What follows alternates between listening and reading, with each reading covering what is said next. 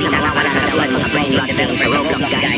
Kailangan nyo na kasing magbayad ng 1,000 Robux, guys. Kada magpapublish kayo ng ginawa nyong laro sa Roblox, guys. Ibig sabihin kung dati kailangan lang ng Roblox Plus subscription para makapag-publish ng laro, guys. Ngayon naman ay 1,000 Robux per publish na, guys.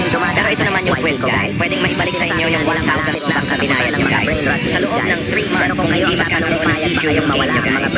At hindi lang yun dahil kung lalo na kayong subscriber ng Roblox Premium, subscriber na kayo ng Roblox Plus, guys.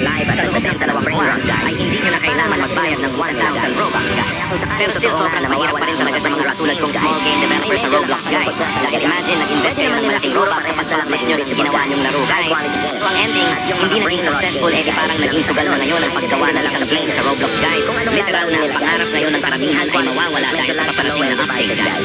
Pero ganun siguro talaga dahil sa mga bago ay may reklamo talaga, guys. Sa Roblox, guys. Anong masasabi na tungkol sa maingat na rin talaga ngayon?